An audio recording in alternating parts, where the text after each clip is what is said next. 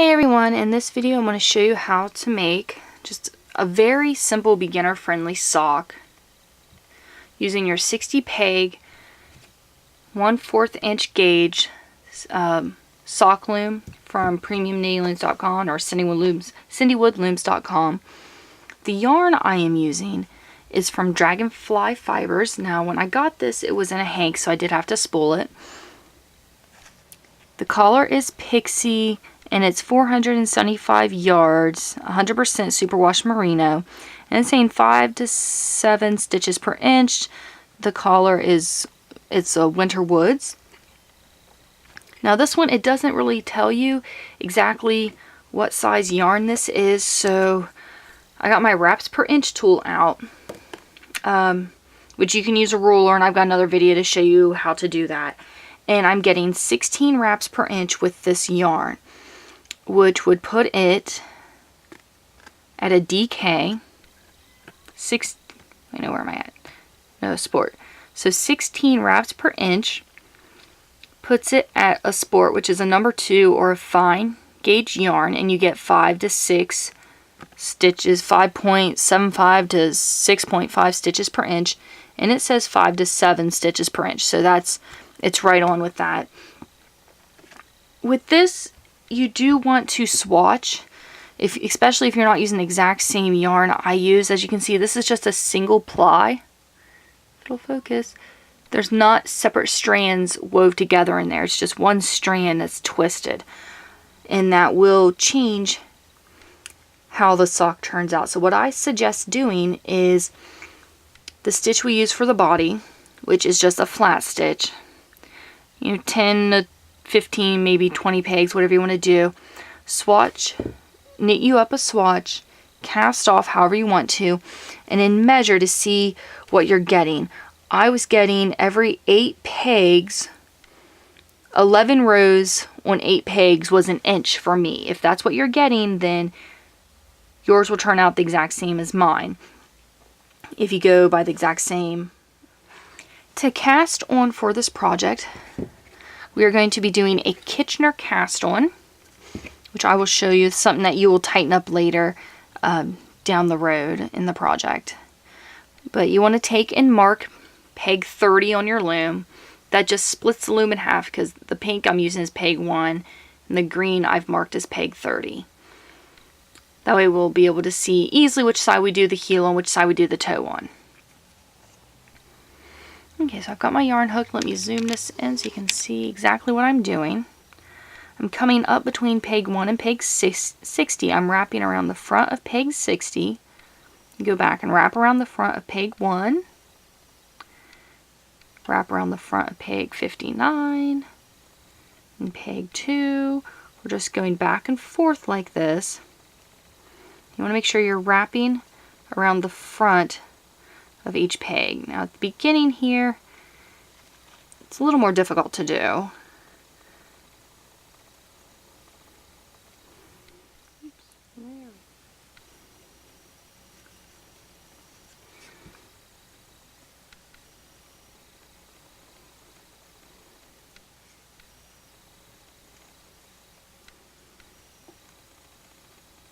We're almost to the other side, and you just got to keep remembering you're wrapping it around the front of the peg. Now when we get to the last one, there's really no need to pull it behind like that, because what we're going to do is we are going to do a true knit stitch to the entire loom just to lock this first row in, because if we just go right into the flat stitch to lock this first row in, it's a lot harder to do. And on here, my Kitchener's on this front side here, so you can't even really see where I tighten it up, even though I use a true knit stitch for the cast on and then I go into a flat stitch. It's not enough of a difference to really show. And that one I did the Kitchener on the front side of the sock just so you could see if there was any difference in it, and there's not. So push all the loops on the peg down a bit, zoom in. To do the true knit stitch, what you do is it's actually the exact opposite of a purl stitch. So for purl, you pull the yarn up through. So for a knit stitch, you put your loom tool up through the loop on the peg, pull the working yarn down, and take the previous stitch off and put your new one on there. Just wanting to twist on me.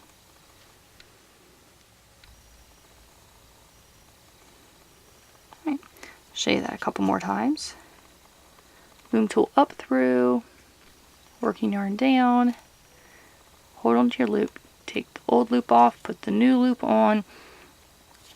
You do need to be careful, don't pull these too tight to where it's basically just a straight line, or else there will be a significant difference in that row when you tighten it up. I am back to my first peg, and now what we're going to be doing is, as you can see, that's locked everything in, and I do want to show you that it's very important that your tension is not too tight on this part right here. You want those to be down like they are, because if you pulled it too tight and they're up here, that's going to screw up when you do the sew the toe up later. So now what we're going to do is we're going to do the toe, which the toe we're going to decrease 9 stitches on each side, then we're going to increase those back. Then we just start working in the round until it's as long as you need it to be. And then we repeat the toe for the heel. And then I'll show you how to do the cuff. Now everything until we get to the cuff from this point on is done using the flat stitch. Now the yarn is coming from this peg, but it's angled, it's wanting to go in that direction. We need to take it back because we're going to knit from peg 30 back to peg 1. The whole toe is done on this side of the loom. And the flat stitch sometimes is referred to as the U-stitch. It's very, very simple to do. All you do is you hold the yarn over the peg, take that bottom loop over the top. You're going to do this all the way. We're actually going to do it to peg 2, not to peg 1.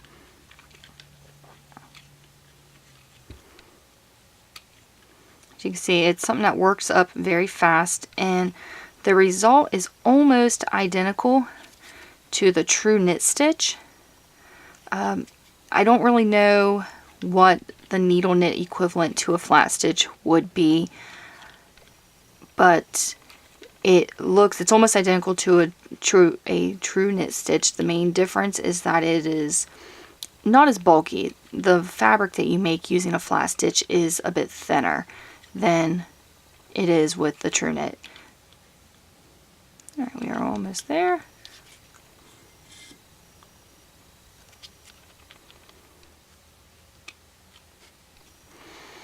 Now we are at peg 1. What we're going to do is we're going to lift the stitch off the peg. Just hold that for a minute, put our working yarn behind it, put that stitch back on. The working yarn is going across it, and now we're going to do the knit stitch to peg 29, and we will do the same thing to peg 30. We'll lift the stitch off and take the bottom loop over the top. Oops.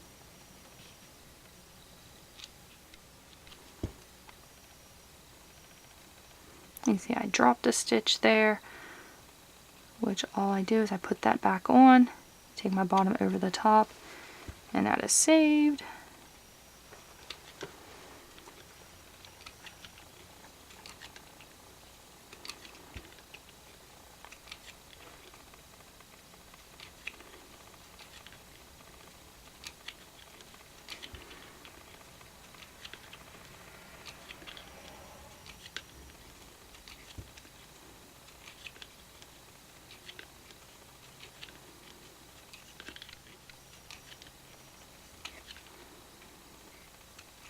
Okay, we did peg 29. So now for peg 30, We're going to lift the stitch, place the working yarn behind it. We're going to go back and we're going to do the flat stitch to peg 3. We'll decrease peg 2, which is that's what we call when we lift the stitch off and put the working yarn in front, and it will have 2 stitches on it like this one does. You're going to do this back and forth until you've done 9 pegs on both sides, have the 2 stitches on them. Once you get to that, I will show you how to do your increase. Alright, so I have all my decreases done. As you can see, there's 1, 2, 3, 4, 5, 6, 7, 8, 9 on that side. 1, 2, 3, 4, 5, 6, 7, 8. The 9th one, I haven't done any stitches, so it's actually just behind that peg at this point. From here, we're going to do our increases. It's very simple to do. You're still doing your flat stitch. We're going to flat stitch over to peg 9, and we will go ahead and knit it off.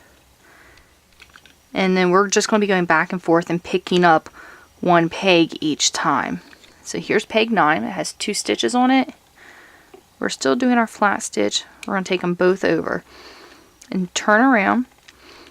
Don't knit that one again, or else you can end up with holes in the toe and the heel. We're just going back to the other side.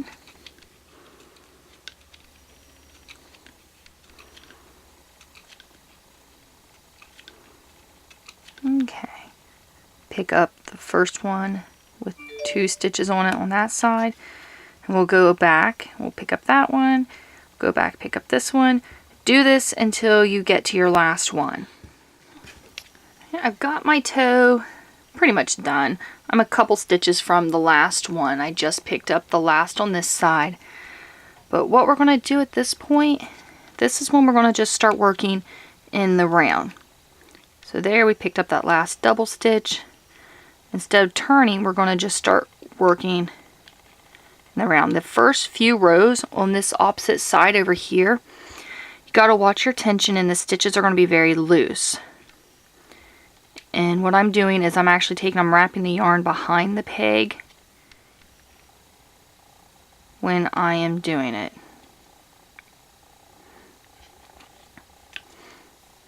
And if the yarn coming up in between the pegs is bothersome, you can actually just take and kind of pull down the nose and just tighten that up a bit. See, pulls that out of the way. See, I'm over to this side, and see how the yarn's all bubbled up.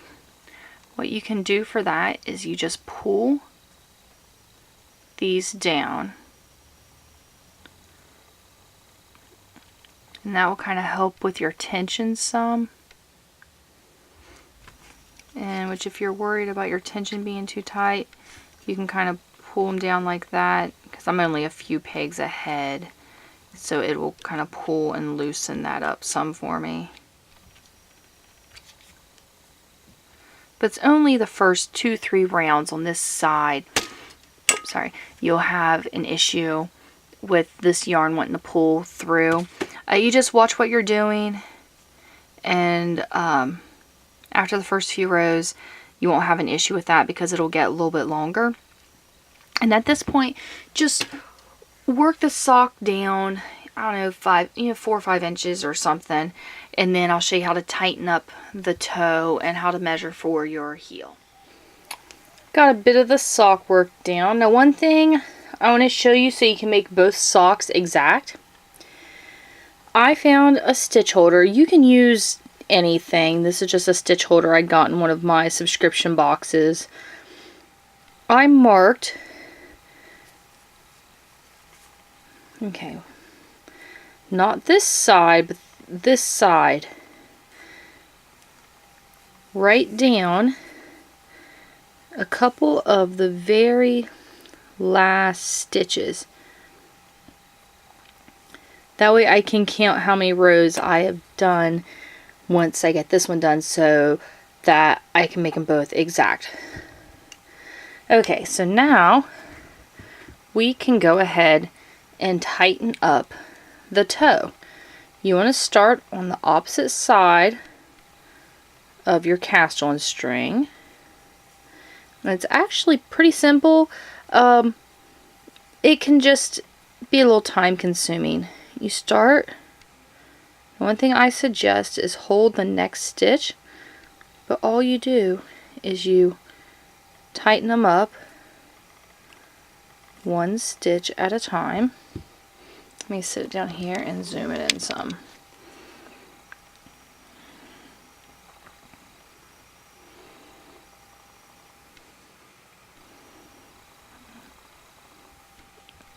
Once you get to the other side, you will have a pretty long cord. You just have to deal with it.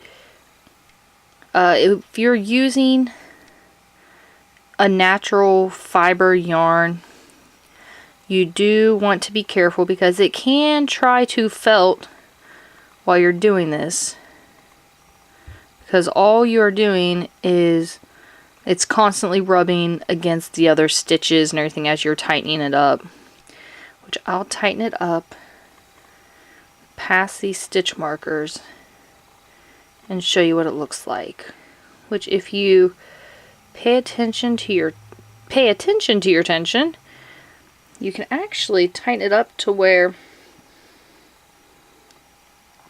they are pretty much the same. Let me see, which stitch is it. Okay, you see my tension was a little loose. Those ones are a little bigger. But I'm also talking while I'm trying to do this and holding it at a pretty awkward angle. I'll go back to holding it down here. Okay, see, if I try to pull this, it's going to pull one from that side. So I know the stitch is pulling from this direction. That's one reason why I always hold the stitch on the opposite side here. Hold the strings. That way I don't accidentally tighten up the wrong string. Yeah, you do that all the way across. Here we go. If your tension is right, if you pay attention to what you're doing, you won't even really be able to see this once it's done. That's why I already have that stitch marker in there. Here is the stitch it's marking. So this stitch right here is my Kitchener stitch, but I'll be counting from this stitch up, which all you do is you see the V's. That's 1, 2, 3. You just count all the way up. 1, 2, 3, 4, 5, 6, 7, 8, 9. You just count like that all the way up once you get it the right size. Go ahead and tighten this up all the way to the other side, and then I'll show you what to do with the string. Here is what the toe looks like when it is all sewn up. Here was the working yarn. There's quite a bit of leftover yarn, so I just cut a little bit of it. I just need enough to take down and just to weave it in. So I just took a crochet hook, pulled it to the inside. There it is. Then I'll just take the hook and just weave it in and out a couple inches and then just cut the extra off. Now to measure for the body of the sock, this is where it becomes pretty important to do a swatch. That way you can get it right the first time. And what I suggest is you do your swatch and then wash it. Which, this is a hand wash. Well, I hand wash my items that are made with wool and stuff, and you can see the difference in the texture of the stitches. So you take your swatch. I would make it 15 to 20 pegs wide and about 20 rows long. Any cast on, any cast off. Just use your flat stitch since that's what the whole body is. Put it in water, like cold water, and then just let it lay flat and dry, and then you can measure and see how many stitches you are getting an inch. On this one, I believe I was getting 11 stitches per inch, and that's just rows, not stitches width. We're talking rows for this. So now you need to know You know, every 11 rows makes 1 inch, and you need to know the length of the foot from the back of the heel to the tip of the toe. For example, for me, my foot is 9 inches long from the back of the heel to the tip of the toe. So I would just multiply 11 by 9, and I get 99. So I know from the tip of the toe to the back of the heel, this needs to be 99 rows long. And you know, we did 9 decreases for the heel and for the toe, and the heel is actually a repeat of that, and you only decrease 1 each row. So we know the heel and the toe were 18 rows each, so we can take that 99 and minus the 18 for the toe, and then minus another 18 for the heel, and we know the body. So from where we marked up to what's on the loom, that needs to be 63 pegs long. The one I'm making is a larger size, but I'm just doing the measurements for me. So you need to have how many ever rows you need right there, and then once you get to that point, then we can start the heel. And like I just said, the heel is actually a repeat of the toe. So you'll start at peg 1 and you'll go to peg 30, and you'll decrease 9 on both sides. If your foot's really wide, you can decrease 8 on each side or even 7 on each side. It's really up to you. 9 seems to be pretty average for most people. So you decrease 9, and then you pick those 9 back up, and I'll show you what to do from there. We got the heel completely done. Now you see there is 1 peg left, your very first peg that has 2 stitches on it. At this point you can do one of 2 things. You can go back, pick that one up, and then start going in the round, or you can just start going in the round at this point. When there's 1 left, which it would have been 2 technically, the first and the last one, because I've already done the last one. Lots of times I will go ahead and start working in the round at that point, because a big issue with your heel and your sock is sometimes you get holes here in the corners. Now if you are having a problem with getting holes in the corner of your socks, one thing you can do, you can kind of see right here, there's a bit of a hole there. You can pick up the stitch right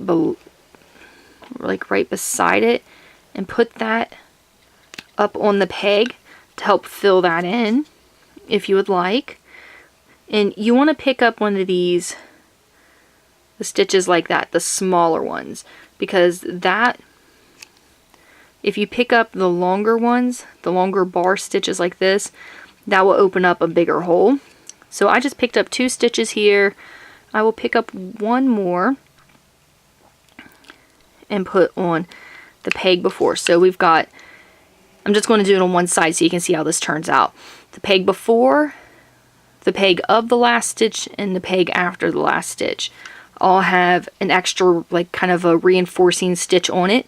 This side I won't do any, but I'll show you once it's done what difference that makes. At this point, what we need to do is we can't get right into our broken rib stitch quite yet, or else you're going to have it kind of on the back of your heel. So you want to do 10 rows of your flat stitch. Then I will show you what to do. We have done our 10 rows past the heel. Now we need to do the cuff itself, and the cuff is done using a pattern which is called a broken rib stitch. Now this broken rib stitch is a pattern. You flat stitch 2, purl 2, flat stitch 2, purl 2 all the way around, and you do that for 2 rows. Then the next 2 rows you just flat stitch the whole thing. If you stretch it out, you can see it a lot better. You can see that the stitch is the same all the way through. There we go, you can see it like that. The purl stitches pop up, so it makes it actually, where the purl stitches are, kind of recede to where it gives this texture to it. And you're going to do this for 22 rows. So it's 2, 2, 2, 2, 2, 2. For 22 rows, you're going to do this pattern. Now I'll kind of get it started and show you a little bit of how you do it. Oops.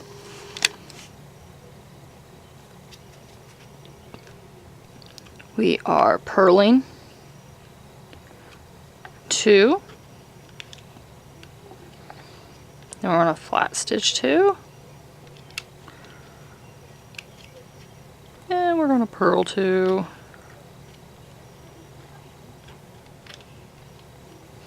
Then flat stitch 2. So I'm doing, you do this all the way around, you do this for 2 rows. And then the next 2 rows, which will be row 3 and 4, you flat stitch. Row 5 and 6, you do this pattern. Row 6 and 7, you flat. And you do that for 22 rows, and then we're going to do a super stretchy cast off. So go ahead and get all this done, and then I'll show you how to do the cast off. Alright, I got all the rows for the cuff of the sock done. Now we can do the cast off. For the cast off, what you want to do is you want to take the working yarn and wrap it 3 times around the loom and then cut it. That's just to ensure that you have enough yarn to do the whole cast off. Let me zoom in. We are going to be using a super stretchy cast off for this project. I like to use this a lot for socks. What you want to do is your yarn is coming from this peg. So you're going to skip a peg, pull the working yarn up through, go back 1 peg, pull the yarn down. You do this all the way around. The yarn is now coming from the pink peg. So you skip a peg, pull the working yarn up through, go back 1, and pull it down. I'll show you a couple more. It's now coming from this one. Pull the yarn up, back 1, pull the yarn down, skip 1, pull the yarn up, back 1, pull the yarn down. Oops. Oh, I got tangled around a peg. There we go. You do this all the way around the loom, and when you get to where every peg is done, you just take it off the loom like that. There's nothing special you gotta do. You just take everything off the loom and then flip it inside out, and I'll show you how to weave in your ends. It's off the loom and inside out. We still have to wash it just to relax all the stitches. But at this point, it's really easy. You just take a crochet hook, which I could be using one a little smaller. This was the first one I found. Weave it through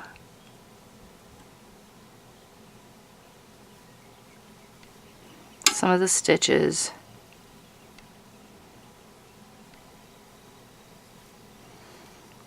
You're going to weave it through a few inches,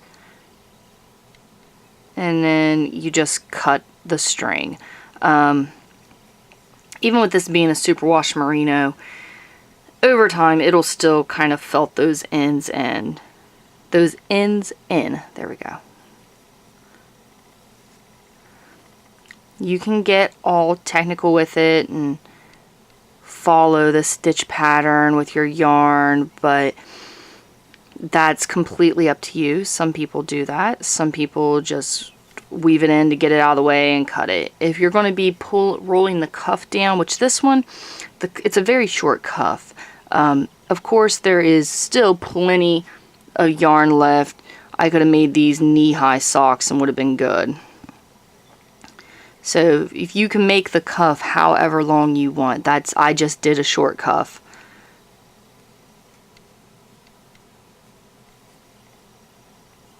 See, got that woven. Now I'll cut those off. Can't find my scissors right now, but I'll cut those strings off and then put this in water, because look at the difference. This one has been washed. Well, I just soaked it in cold water and laid it flat to dry. I didn't stretch on it or anything, but look how nice and even all those stitches are. Look at the difference. Like, even the collar changed with washing it. So I'm going to do the same to this one. And the fabric itself feels a lot thinner for this one. So this one feels more sock-like than this one even. See how they are back to back.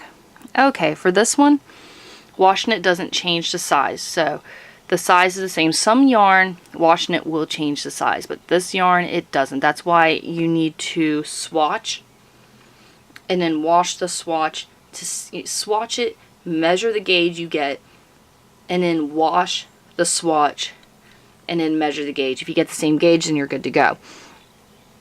But it still does make a big difference in the appearance just by washing it.